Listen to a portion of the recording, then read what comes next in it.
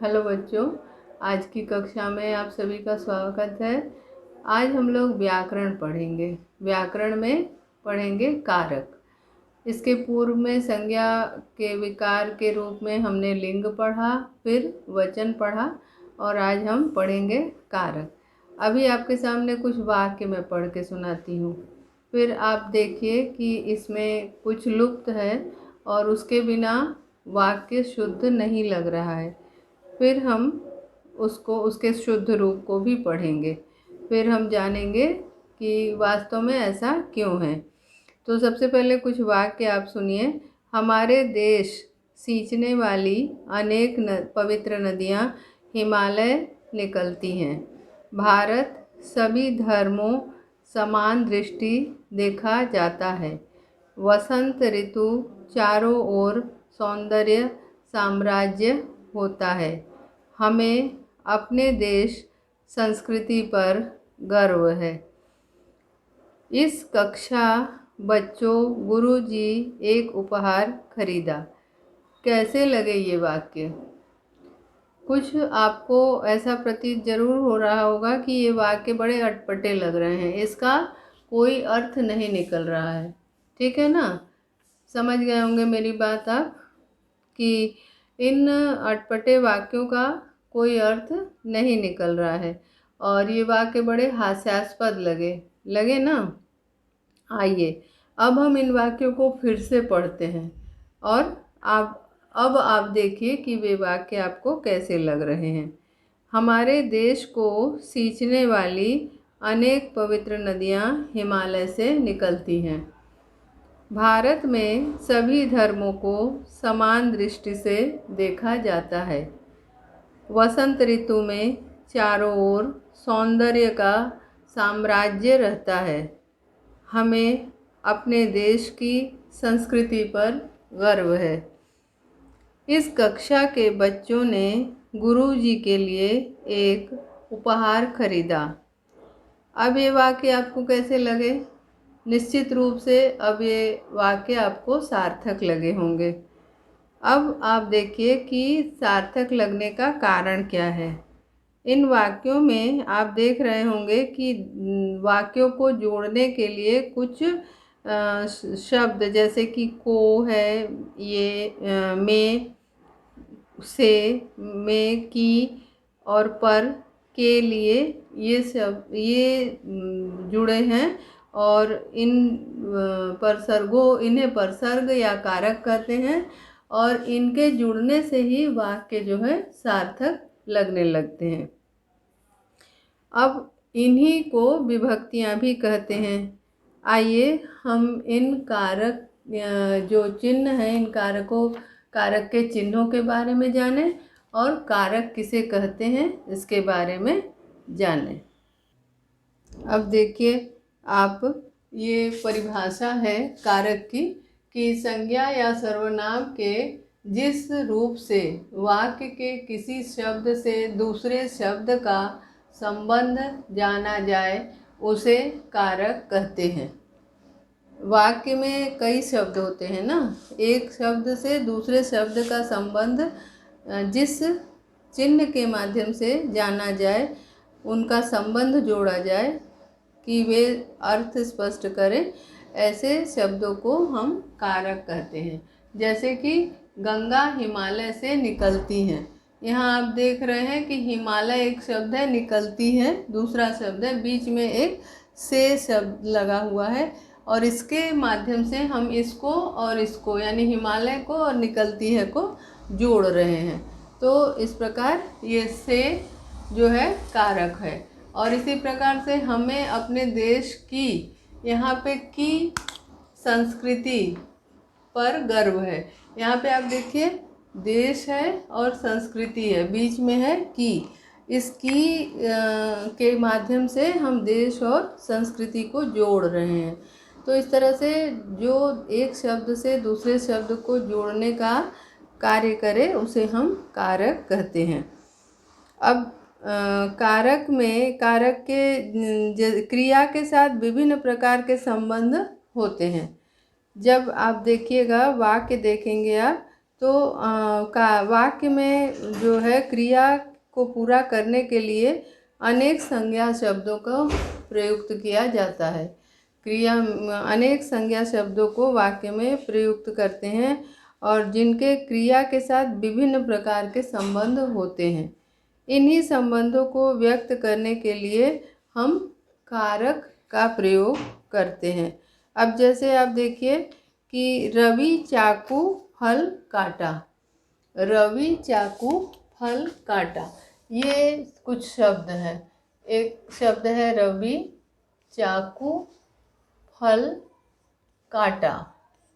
अब आप देखिए इनमें सभी शब्द जो हैं एक दूसरे से जुड़े नहीं हैं, इसमें कोई भी शब्द एक दूसरे से जुड़ा नहीं है और इसी कारण इसका कोई अर्थ भी स्पष्ट नहीं हो रहा है। अब हम इसी को जोड़ेंगे।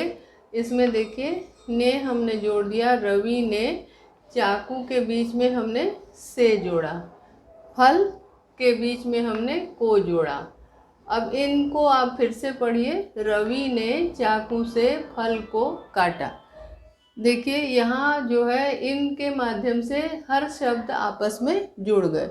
तो इस प्रकार जो चिन्ह एक शब्द से दूसरे शब्द को जोड़ने का कार्य करते हैं उन्हें हम क्या कहते हैं, कारक कहते हैं। अब समझ में आ गया होगा आपको कि कारक किसे कहते हैं। कारक की परिभाषा और कारक के अर्थ के बारे में आपको समझ में आ गया होगा।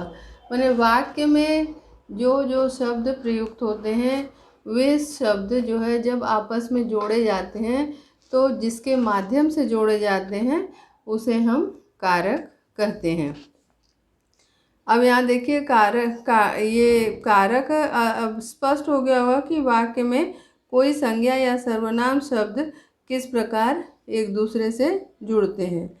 ये अब कारक के भेदों के बारे में हम जानेंगे कि कारक के कितने भेद हैं।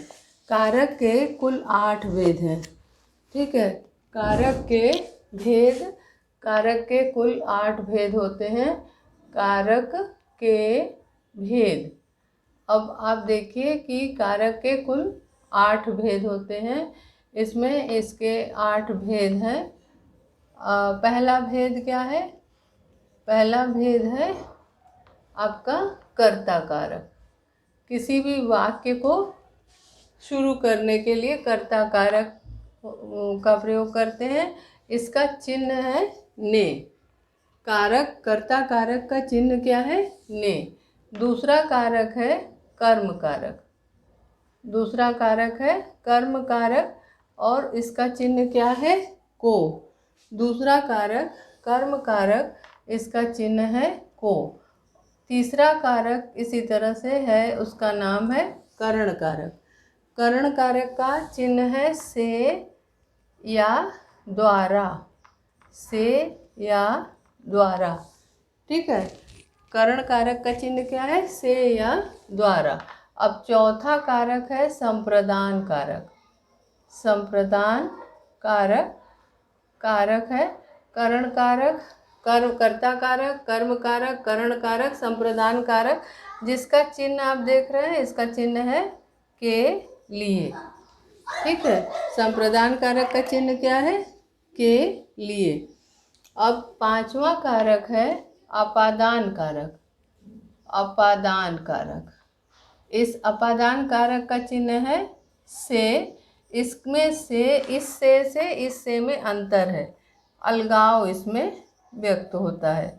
ये जो है अपादान का जो से है वो अलग होने का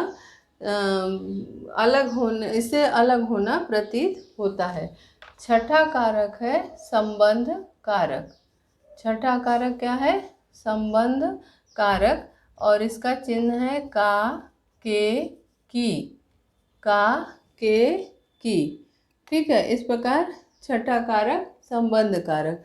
अब सातवां कारक है अधिकरण कारक और आठवां कारक है संबोधन। ठीक है, सातवां और आठवां है, सातवें कारक का चिन्ह है में, पे और पर। आठवें कारक संबोधन का चिन्ह है हे, अहो और अरे। अब यहाँ पे देखिए 7वां कारक है अधिकरण कारक, जिसका चिन्ह है में, पे और पर। और अगला कारक है संबोधन, 8वां कारक है संबोधन, जिसका चिन्ह है हे, अहो और अरे। ये है हमारे कारक के भेद। कारक के 8 भेद हैं। सबसे पहला कर्ता कारक, जिसका चिन्ह है ने। दूसरा कर्म कारक, इसका चिन्ह है को। करण कारक, जिसका चिन्ह है से या द्वारा। संप्रदान कारक का चिन्ह है के लिए। अपादान कारक का चिन्ह है से, इसमें अलगाव प्रतीत होता है। और छठा है का के की, संबंध कारक का चिन्ह है। और 7वां अधिकरण, जिसमें चिन्ह है में, पे और पर। अगला है संबोधन, जिसका चिन्ह है ये, अहो और अरे। अब हम देखेंगे अलग अलग एक एक कारक के बारे में, उनकी विशेषता हम जानेंगे। सबसे पहला जो कारक है वह है कर्ता कारक। सबसे पहला कारक है कर्ता कारक। अब हम उदाहरण के माध्यम से इनको समझेंगे कि इसकी क्या विशेषता है। संज्ञा या सर्वनाम से के उस रूप को कर्ता कहते हैं जिससे क्रिया के करने का बोध होता है। संज्ञा या सर्वनाम के उस रूप को कर्ता कहते हैं जिससे किसी भी कार्य के करने का बोध होता है। जैसे कि आप देखिए यहाँ पे कमलेश पुस्तक पढ़ती है। एक उदाहरण देखिए, कमलेश पुस्तक पढ़ती है। कमलेश पुस्तक पढ़ती है। ये आपके पास एक आपके सामने वाक्य है, कमलेश पुस्तक पढ़ती है। दूसरा वाक्य है सुमन ने चित्र बनाया। दूसरा वाक्य है सुमन ने चित्र बनाया। सुमन ने चित्र बनाया। ये एक अगला वाक्य है आपके पास, आपके सामने 2 वाक्य हैं। कमलेश पुस्तक पढ़ती है और सुमन ने चित्र बनाया। आप यहाँ देखिए कि एक में कमलेश जो है कार्य करने वाली है और दूसरे में सुमन। ये दोनों ही कमलेश पढ़ने का कार्य कर रही है और सुमन चित्र बनाने का कार्य कर रही है। पर यहाँ पे आप देख रहे होंगे दोनों ही कर्ता के उदाहरण हैं, लेकिन एक में ने चिन्ह है और दूसरे में नहीं है। तो कहीं कहीं क्या होता है कि ने चिन्ह जो है, ने चिन्ह गौण होता है, लुप्त रहता है, परंतु कार्य करने वाला जो होता है उसे हम कर्ता कारक कहते हैं। जो क्रिया को करने वाला होता है उसे हम क्या कहते हैं, कर्ता कारक, उसे हम कर्ता कहते हैं और उसी का चिन्ह होता है ने। दूसरे वाक्य में आप देखिए, ये जो है भूतकाल के कारण यहाँ पे ये ने परसर्ग का हमें ने परसर्ग दिख रहा है। तो सुमन ने चित्र बनाया, ये आपका कर्ता कारक का जो चिन्ह है ये आपको दिख रहा है। ठीक है, तो इस प्रकार जो भी कार्य करने वाला हो, क्रिया के जिसके द्वारा कार्य किया जाता हो, वह क्या होता है, कर्ता कारक। ठीक है, जिसके द्वारा कोई भी कार्य संपन्न होता है वह है कर्ता कारक। अब हम दूसरे कारक के बारे में जानेंगे। कर्ता की पहले कर्ता की पहचान आपको बता देती हूँ कि वाक्य में प्रयुक्त क्रिया के साथ अगर आप कौन या किसने का काम के द्वारा प्रश्न करते हैं, कौन या किसने के द्वारा, किसने शब्द के द्वारा यदि आप प्रश्न करते हैं तो आपको जवाब में जो संज्ञा या सर्वनाम मिलेगा वही कर्ता कारक होता है।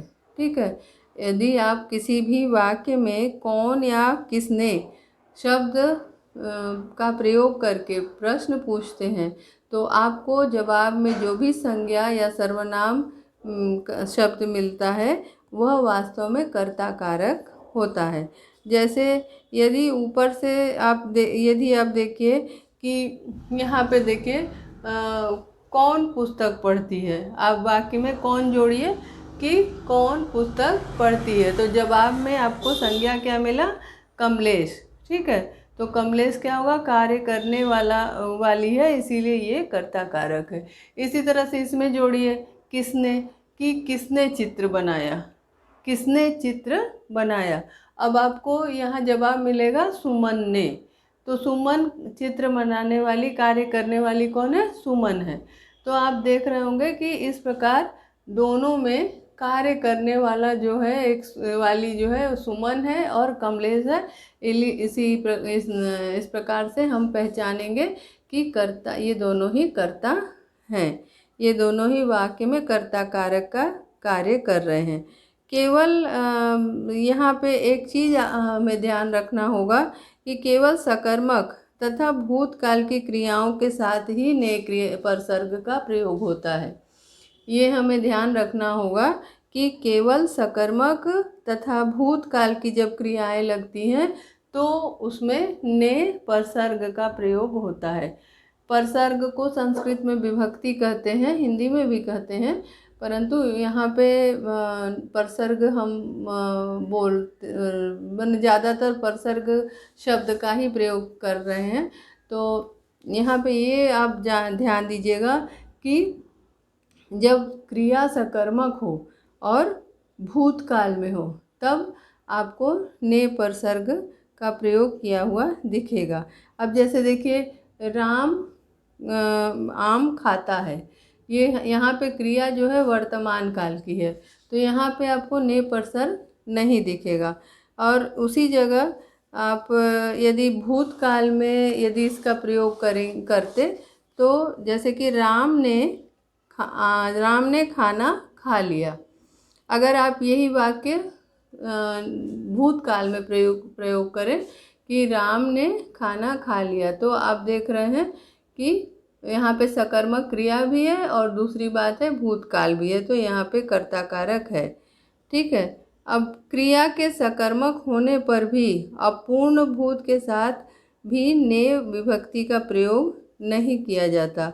जैसे अपूर्ण भूत है, राम खाना खा रहा था, ये भूतकाल है परंतु ये अपूर्ण है। अपूर्ण होने के कारण, यहाँ पे अपूर्ण भूत होने के कारण यह जो है इसमें ने परसर्ग का प्रयोग नहीं किया गया। अब आप ये देखिए, यह चित्र बना रही थी, ये भूतकाल की क्रिया है परंतु ये अपूर्ण भूत है, तो अपूर्ण भूत में ने परसर्ग का प्रयोग हम नहीं करते हैं। यद्यपि कर्ता कारक का विभक्ति ने है, परंतु कभी कभी कर्ता कारक के साथ को और से के द्वारा आदि का भी प्रयोग होता है, वो कभी कभी होता है। यहाँ पे जैसे आप देखिए एक उदाहरण, कमला को खाना अच्छा लगता है। अब यहाँ पे है को, परंतु यहाँ पे कमला जो है वो कर्ता कारक ही है। अब आपको हम बताने जा रहे हैं कर्म कारक के बारे में, कि दूसरा कारक है कर्म कारक। ठीक है, कर्म कारक के बारे में अब हम पढ़ेंगे कि कर्म कारक किसे कहते हैं। कर्म कारक जो है कहते हैं कि जिस शब्द पर क्रिया का प्रभाव पड़ता है उसे कर्म कारक कहते हैं। जिस शब्द पर क्रिया का फल पड़ता है उसे हम क्या कहते हैं, कर्म कारक। ठीक है। अब कर्म कारक के कुछ उदाहरण देखते हैं। जैसे कि अगर आपको ये बताया जाए कि सुमन को विनीता ने सुमन को बुलाया, यहाँ पे एक वाक्य आप देखिए, विनीता ने सुमन को बुलाया।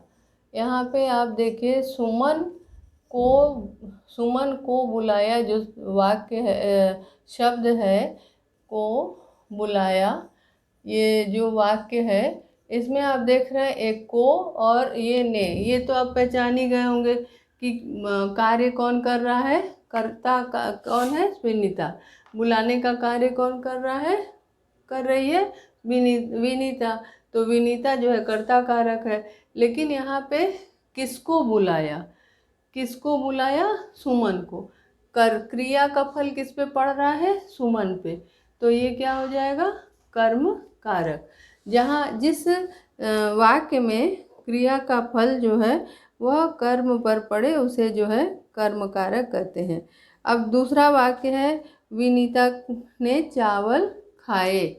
यहाँ एक दूसरा वाक्य आप देखिए कि विनीता ने चावल खाए, चावल खाए।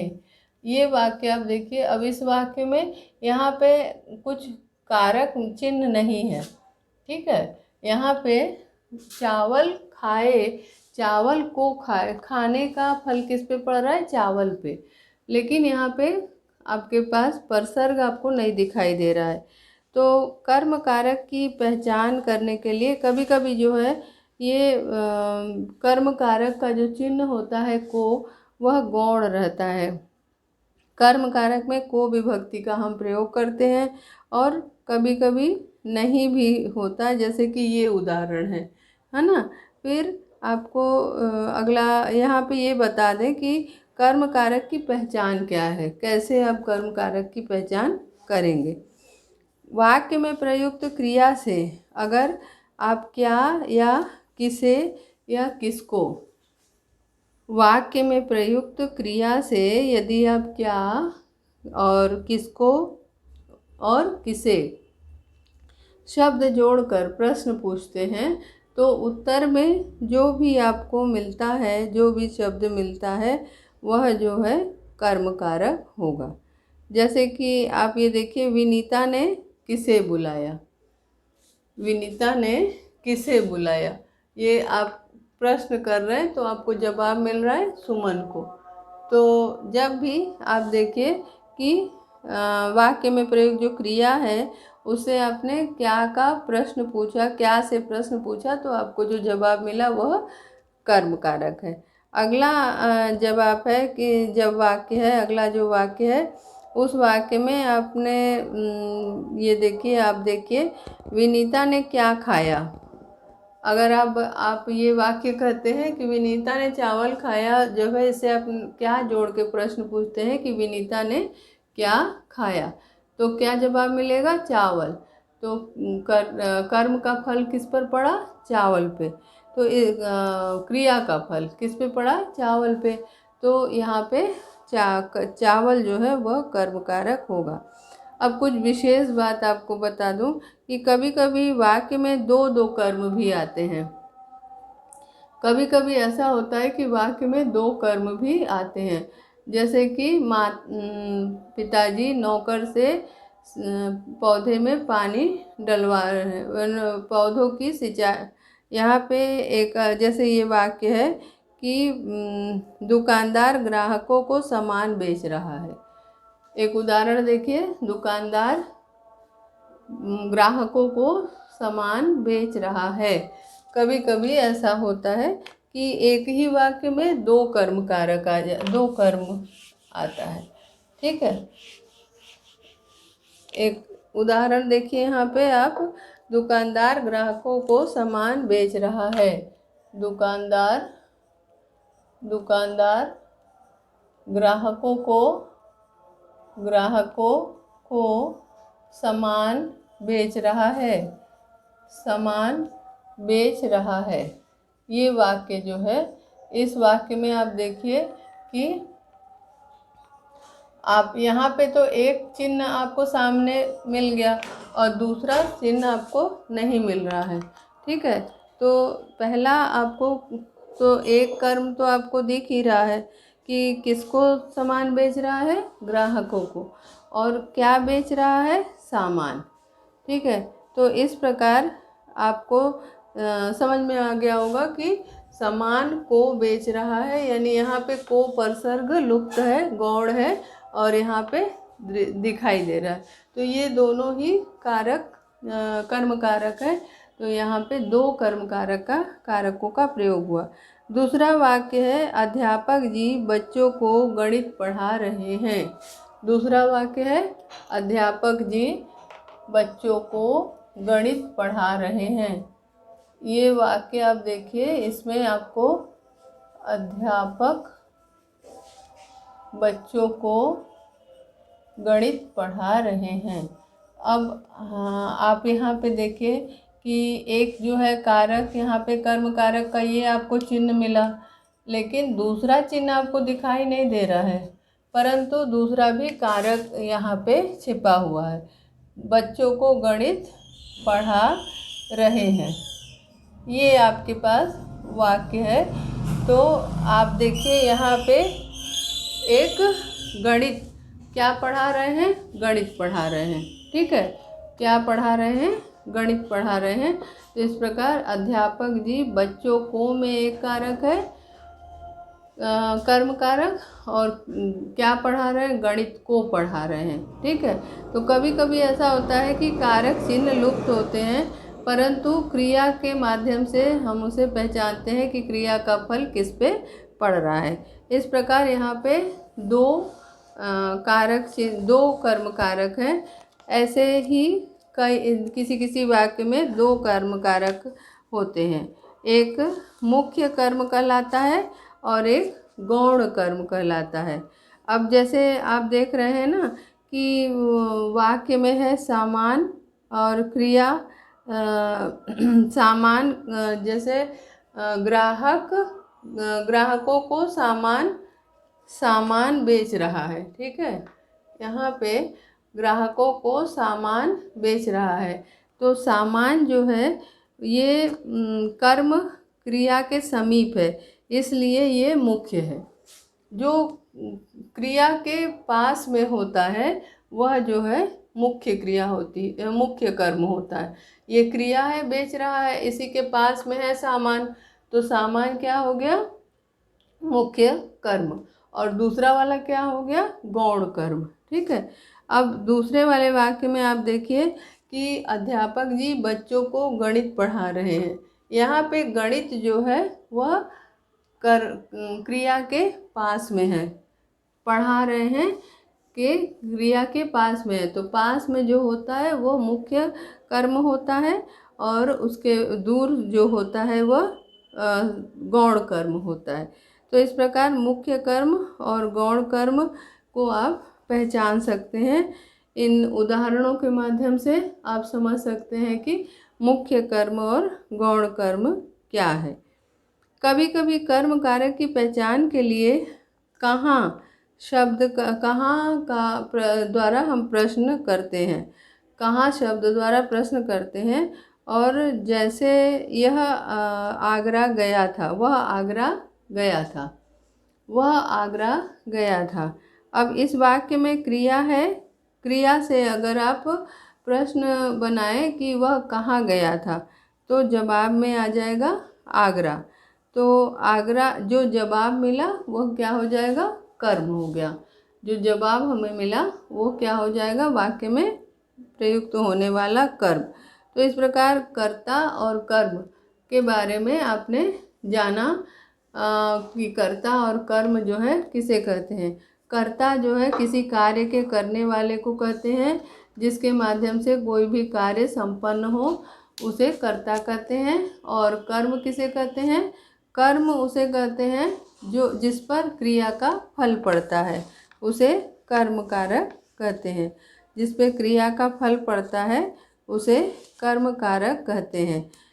और आपको मैंने पढ़ाया कि कारक की परिभाषा के रूप में कि जब किसी भी वाक्य में एक शब्द को दूसरे शब्द से जोड़ा जाए, उसके लिए जिन चिन्हों का प्रयोग हम करते हैं उसे हम कारक कहते हैं। एक शब्द को हम दूसरे शब्द से जब जोड़ते हैं तो उसके लिए जिन चिन्हों का प्रयोग करते हैं वे कारक चिन्ह होते हैं। और कारक चिन्ह की परिभाषा के बाद आपको बताया गया कि कारक के कितने भेद हैं। कारक के मुख्य 8 भेद हैं। सबसे पहला कारक है कर्ता कारक, दूसरा जिसका चिन्ह है ने, और दूसरा कारक क्या है, कर्म कारक। कर्म कारक का चिन्ह है को। तीसरा कारक क्या है, करण कारक। करण कारक का चिन्ह है से या द्वारा, और संप्रदान कारक का चिन्ह है के लिए। अपादान कारक का चिन्ह है से, जिसमें कि अलगाव का बोध होता है। संबंध का चिन्ह है का के की, और उसके बाद अधिकरण का में पे पर, और फिर उसके बाद संबोधन हे अहो और। इस प्रकार कुल मिलाकर के 8 कारक हैं और उनके चिन्ह हैं, जिसमें से कि आज हमने पहले और दूसरे कारक कारक और कारक चिन्हों के बारे में जाना, यानी कि आज हमने कर्ता कारक के बारे में जाना और हमने आज कर्म कारक के बारे में जाना। कर्ता कारक किसी कार्य को करने वाले को कर्ता कहते हैं, माने क्रिया जिसके द्वारा संपन्न की जाती है उसे हम कर्ता कारक कहते हैं। और उसी प्रकार से जब आप देखते हैं कि क्रिया का फल किसी पर पड़ रहा है तो वह जो है कर्म कारक कहलाता है। तो इस प्रकार आज की कक्षा यहीं समाप्त होती है। शेष हम अगली कक्षा में पढ़ेंगे। धन्यवाद।